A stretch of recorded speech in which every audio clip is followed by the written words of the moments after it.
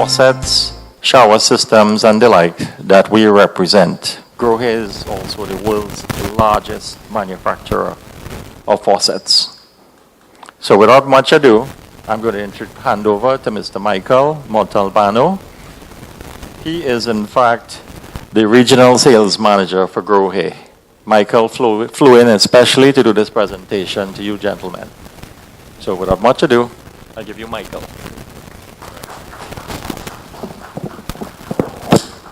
Good afternoon, everybody. I hope everybody is still awake from after lunch. I know it's kind of hard to do that sometimes, but anyways, as Colin mentioned, I'm the regional sales manager for the Grohe brand. I represent Trinidad and the rest of the Caribbean. What I'm here today to do is go over Grohe as a brand to you guys, because Grohe, I imagine, might be a little bit new. Grohe, who is Grohe? We are a global faucet manufacturer, actually the number one volume producing manufacturer in the world. There is not one single company that produces more units per year than Grohe. During 2015, we sold over 16 million pieces of faucets. So just to put that into context against the other big players that you guys are familiar with, if you look at Moen, Kohler, Delta, Hansgrohe, we did that year more than 3 times the amount of Hansgrohe. So but when you compare the size of the company, it's pretty significant when you look at both. Another big player in the U.S. and as well as in Trinidad is Kohler. You know, that's a very big brand. We did much more than they did. When you look at the volume, as far as pieces of units sold, so units, it's a little bit over 5% of the global market share during that year. If you look at the monetary value, so in currency, it was about 10% of the value of faucets that were sold worldwide during that year. So where is our strongest market in the world? That is in Europe. We're a German company, so we're number one in Germany, Austria, and a few other countries in Europe, as you can see. So I would say that's our global stronghold for our brand, but we're also present in the U.S., also in Asia, Middle East, and Africa as well. For our brand, the last, I guess, expansion, the last frontier of expansion is in the Caribbean, in Central and South America. So we're relatively new there. We do about 6 million, 7 million in sales in the region, in Caribbean, Central, and South America.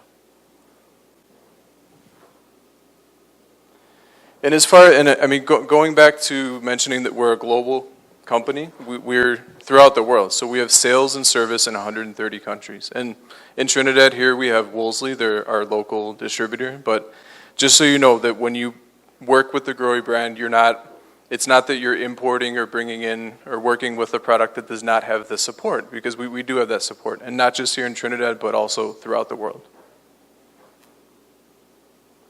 Okay, Lixil. Has anybody heard of who Lixil is? Probably not. It's a large Japanese company.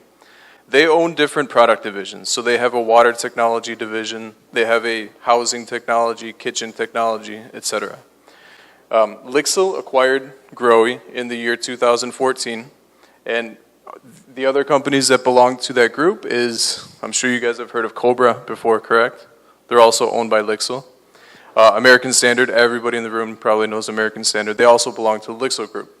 Why am I mentioning that? The reason is because what we're going to start seeing with Grohe, typically we only manufacture shower valves, faucets, shower heads, kitchen taps, that sort of thing. But in the near future, we're going to be manufacturing ceramics. So we're going to have sinks, tubs, those types of products. And where are we going to get that technology from? From our sister companies, like American Standard.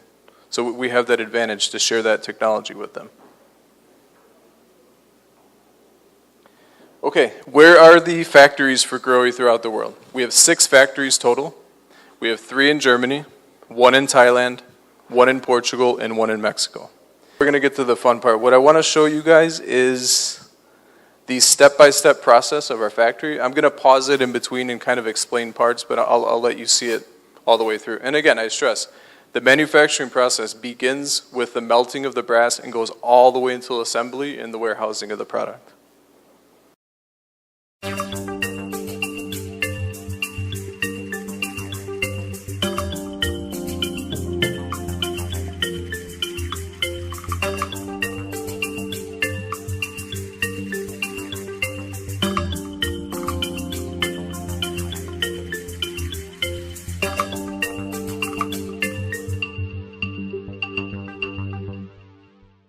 The production of a Grohe fitting begins at the automatic core shooting machine. Quartz sand is blended with resin, hardener and silicon oil and baked at around 250 degrees Celsius and 3.5 bar pressure into a sand core around which the fitting will later be cast. The sand cores are then cleaned, deburred and inspected, a job shared by humans and robots. Before further processing, the sand cores have to harden for 24 hours. Meanwhile, brass, an alloy of copper and zinc, is being heated to maximum 1080 degrees Celsius. Grohe collects and recycles all raw material waste from the production process. From the central melting furnace, the molten metal is transported to the casting machines. A worker adds a small piece of magnesium, like putting sugar into coffee. In semi-automatic casting, the workers place the sand cores into the machine by hand and the parts are cast automatically, followed by cooling and sand removal in the cooling line. For production reasons, it makes practical sense to cast several fittings together. They then have to be sawn apart and freed of surplus metal. This job is performed by sawing robots, operating extremely quickly and with 100% precision.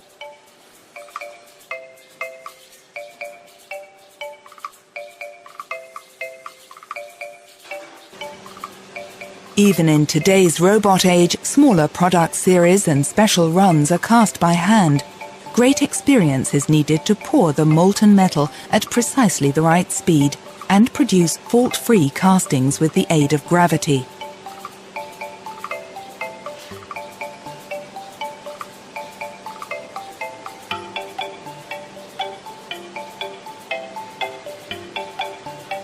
The subsequent sawing work is again performed by robots.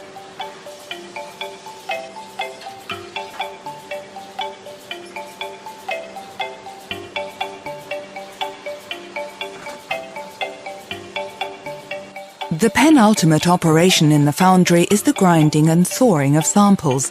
At specified intervals, workers check the condition and quality of random samples from the various casting machines. Batches showing even the slightest defects or inaccuracies are melted down again. Once this quality inspection has been passed, the remaining burrs on the rough castings are removed manually and mechanically. In the adjacent production shop, the castings are first further machined by robot. In two parallel operations, the charging machine at the front is reloaded, while at the rear, the necessary holes and threads are cut into the parts. All parts are then subjected to a further quality inspection, hydrostatic testing at a pressure of 16 bar. The parts which pass this test are then ground, polished and smoothed by workers and robots in several operations.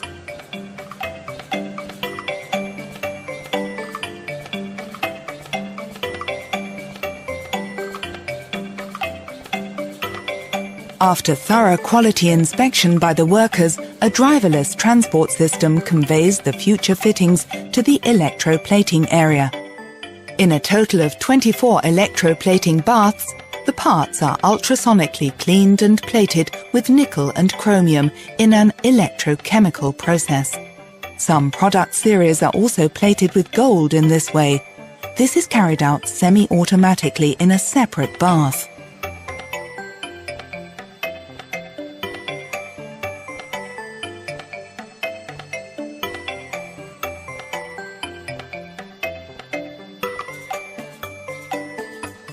The parts are then taken to the assembly shop, again by a driverless transport system.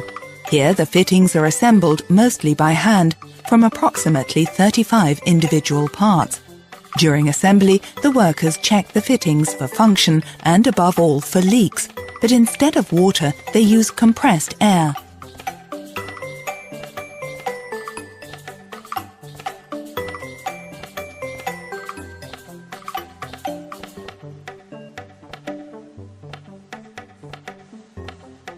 The central element of any fitting is the cartridge. Grohe is world famous for its cartridges, which are regarded as the best in the industry. In countless steps, the extremely small cartridge parts are assembled by robots in various modules.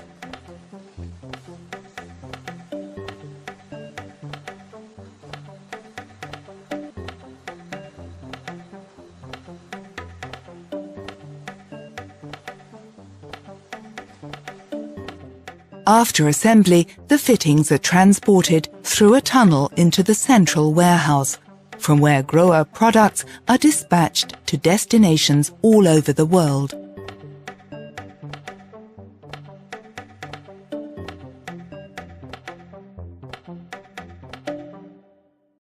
The cartridge. My colleague from Delta touched a little bit on his cartridge. We have ceramic disc technology in our faucets. And again, that's not only in some of the faucets, it's in 100% of them. Here I have 2 ceramic discs, okay? Well, what I want all of you to do is I want you to try to pull one disc from the other, and you will see it almost feels like a magnet. And the reason for that is the surface of the ceramic disc is prepared extremely finely. We put a coat of Teflon on top, and then what you end up with is 2 ceramic discs that is very, very difficult to unstick one from the other. So go ahead, push them together, rub it together, and try and pull it apart. Thanks, Alan. This ceramic disc is the #1 in the world. The study that you see on the screen that was done by a third-party laboratory, so this was not done by Grohe, this isn't me saying, well, I tested all the brands, this is the result. This is what speaks volumes. I mean, who has the longest lasting cartridge in the world? It is Grohe. Again, this study was done by a third party without any Grohe involvement. You can see Grohe was #1. Yeah, you can see some other brands, of course, below. What kind of tests were done?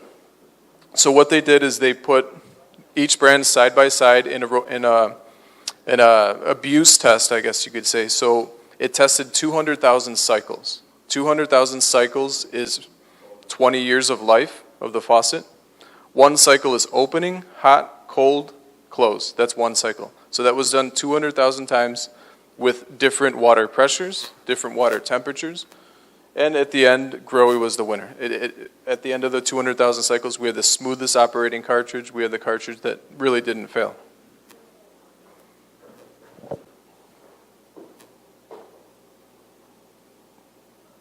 Okay, so the Starlight Chrome. So we talked a little bit about why is the chrome so great. So again, there's manufacturers out there that'll tell you, well, we have very thick chrome, right?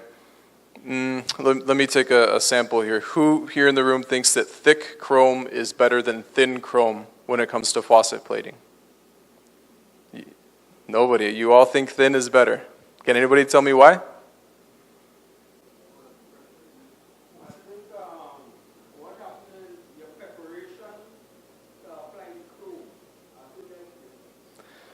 That has something to do with it. Yes, sir. Sorry?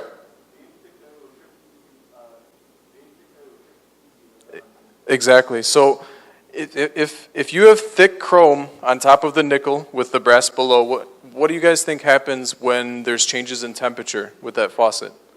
It goes from hot to cold, hot to cold. So that chrome needs the ability to expand and contract a little bit. I mean, if you have thick chrome, what's going to happen is it's going to shatter eventually. And also, if you have thick chrome, think of if you were to hit that very hard with an object, it could shatter. When it's thin, you end up with some sort of undulation. So 0.2 microns is the thickness of chrome that we put on top of the nickel. There's 5 microns of nickel, which is pretty thick.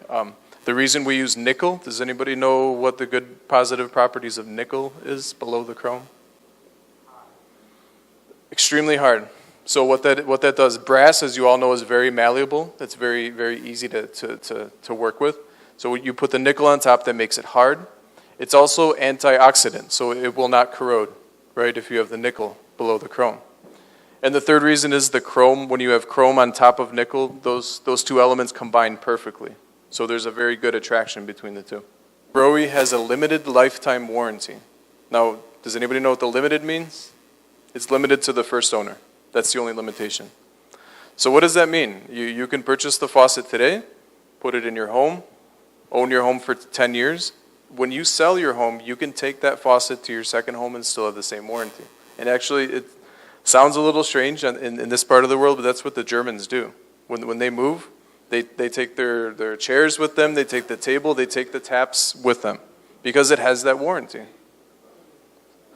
And again, we make such a good product that we're not concerned about it failing. So we do stand behind that product for as long as you own the product. Lifetime warranty. But to maintain the chrome, we recommend to only use soap and water with a cotton towel, okay? And, okay, what I always say is you're purchasing a very good product, something that you want to look good. Don't let the lime scale build up on it. I mean, if you do that and you can't get it off with soap and water, use vinegar. Vinegar and water, that takes it right off. But if you leave it for months and months and you let it sit there, it's going to be tough to get it off the chrome. But again, soap and water, do that very consistently. If you do that, you're going to have a shine that lasts 20, 30, 40 years. And if the chrome does fail for some reason, if there's a defect in the chrome and there's an issue, we will replace the product. Speaking of Grohe and Hansgrohe, we'll start moving along here. So everybody heard about the difference between the two brothers, correct? Right? So Hans Grohe and Friedrich Grohe were brothers, right? Hans Grohe took over the father's company, and that's what became Hans Grohe. Friedrich Grohe, which is my brand, was paid off, per se. And what Friedrich did is he acquired a factory, manufacturer called Birkenhof and Pashtag, that's been around since 1911. Now that Birkenhof and Pashtag no longer exists. That's what became Grohe today, and that's who the brand is, right? So again, we've been around as a brand since 1936. It's a very long time. Who knows what a thermostatic mixing valve is? Who has ever worked with a thermostat? It's relatively new to you guys. Right. Exactly. So compared to the simple mixer with the lever that, on, hot, and cold, the thermostat maintains the temperature throughout the shower through technology. So Grohe is the pioneer company that invented the thermostat for home use. So we were the first company to come out with that kind of technology. And again, in Europe, this is the standard. You'd be hard-pressed to find a home or a hotel that does not have a thermostat in it. Single-lever faucets since the 1960s, right? That's when that technology became more and more. In the 1970s, the wives, the ladies, they wanted an easier faucet to use in the kitchen, so we came out with the pull-out spray. 1980s, there was a big focus on custom showering, with the body sprays, the hand shower, the rain head. So we came out with high-flow thermostatic mixing valves for that. In the 1990s, this is the water closet. So when I was talking about the suspended toilet, the in-wall carrier, this is the product. So Grohe acquired a company named Dahl and took some of their technology plus ours and came out with the suspended toilet system. In the 2000s, a big focus on in 2000s, a big focus on water saving, right? Conservation. And again, if you were to purchase a Grohe product that has a lower flow rate, it doesn't mean that you're sacrificing performance. It's still great performance, but with lower liters per minute or gallons per minute. 2010s, we're and are a leader in digital technology, so we came out with a shower that you can operate with a remote control. I don't know if you guys have seen this from Grohe before, but as you can see here in the picture, there's no mixing valve that's behind the wall. So that's in a hidden closet. So we came out with one remote control for the diverter to go from the hand shower to the shower head, and the other one controls temperature and pressure, right? So it's a very clean system. You could turn your shower on from your bedroom, as long as it's nearby. Very nice product that we came out with. In 2010s, we also came out with the touch kitchen faucets as well. And nowadays, 2017, 2018, we have a product called Grohe Sense. It hasn't been launched on this side of the world yet, but what this does, it's an entire water sensing system that you install in the plumbing system in your home to detect leaks. Now, let me stress, not leaks for the Grohe products because they don't fail, of course. We don't have issues with the products. This is to detect leaks in the plumbing. So I know the gentleman was up here talking about PVC and connections and all that stuff that I don't know much about, but this would be a perfect system for your home, So it's a system that you could be out riding your bike, all of a sudden an alarm goes off on your phone. It's connected to your system in your home, and it tells you that one of your pipes is leaking in the home. This may not be a big concern in this part of the world, but in Europe, it's a big issue, right? So we've come out with this system for Grohe. And of course, we have the Aqua Symphony, which is, as you can see, about a little bit longer, about 1.2 meters long. This product flows approximately 130 liters per minute of water. It has lights on it, so you can have an entire shower with that kind of system. I'm going to touch on this a little bit later, but October 20th of this year, I hope you guys will be around and available because we are going to do a hands-on training here. So we'll go over all the specific needs on what you need to consider when you're installing this product, even though you may not install one of these, but just so you have that knowledge of all the requirements for that.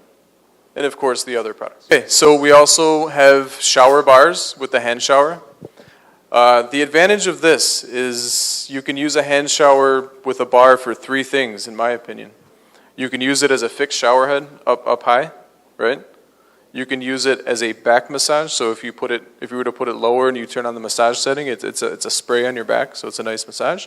Or you can use it. You can obviously take it off and shower, right?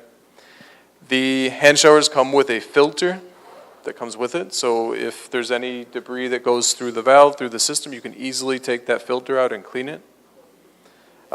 Servicing the hand showers. None of the hand showers or the shower heads should ever be taken apart. Those are all one piece. They're joined in the factory. So make sure you install the filter. And if it is in a hard water situation, what I would do is I would soak it in white vinegar and water maybe every 3 months. Right? I mean, because you want to do that. If you don't do that, you're going to get buildup on the inside. And eventually the product is going to fail, whether it's Grohe or any brand. Right? Whether it's great quality or less quality. If you drop the hand shower? Well, ours are made out of ABS plastic, which is the strongest type of plastic available. So we have ABS plastic, copper, then nickel, then the chrome finish. So they are quite durable. I mean, you'd be hard-pressed to find something that is harder than our hand showers, right? But yes, if you drop it, any plastic item could become damaged, of course, right? But with normal use, right, it carries a lifetime warranty. Okay? So the nozzles on the hand showers are made of silicone. It's not rubber. So the reason we use silicone is long lasting. So it's very easy to just rub your thumb over the hand shower and clean it off. Good. So we have the simple hand shower with the bar, and then here we have an exposed system with diverter. So you have one hose that connects to the mixer to supply water to the system. And then you have a diverter that switches between the hand shower and the shower head. It's becoming very, very popular here in Trinidad and Tobago. Wolseley does a great job with these products. As soon as they, and I'm being honest, as soon as they get here, they sell out. I mean, we're shipping hundreds of these, and they're going just like that. And again, it's a system that it doesn't require more space. It's in one axis right above the mixing valve. You have your hand shower and the overhead shower head. So people love those. And of course, we have the in-wall shower mixers. You guys have installed those, right? The in-wall, okay. We have with and without diverter. And being that your country is a foot tap country, you need a foot tap for everything. The one with the diverter is the most popular one. So if you install the in-wall mixer with diverter, you have a choice. You can either do foot tap shower head, or you could do a shower head hand shower. You could do two. So any two outlets you can put on that. Sorry? Oh, I thought there was a question. Okay. So yeah, and again, this in-wall shower mixer is pressure dependent as well. So minimum is 15 psi. But we will be launching a mechanical one pretty soon that only requires, I think, 7 or 8 psi. Only half-inch connections, so it's half-inch metric. It's the same connections you guys work with for all the valves. And of course, the in-wall mixers for one outlet. So if somebody just wants a simple outside shower with the rain head, they can do that. The thermostatic valves, again. This is a new kind of product. Grohe has leading technology. And when I say leading technology, the reason is because the thermostatic mixers protect you against fluctuations in pressure, right? So if you're taking a shower, you have it set at, let's say, I don't know, 34 degrees Celsius, whatever temperature you're using. If somebody flushes a toilet, that cartridge in 0.3 seconds reacts to that change to that drop in pressure, and it gives you that same temperature that you had before. Now, how does that cartridge do that? I don't have an example here with me today, but it's a wax thermal element on the inside of that cartridge. So wherever you had it preset before, it recognizes that location. So when it senses the drop, it'll either open or close, depending on if it's the hot or the cold side. And again, the reaction time is in 0.3 seconds. That is the fastest in the world. So 0.3 seconds is it's too fast for you even to feel any difference. Yeah. The closest competitor worldwide that has the next is 0.6 seconds, which is still good. I'm not allowed to mention the company name, but you can imagine.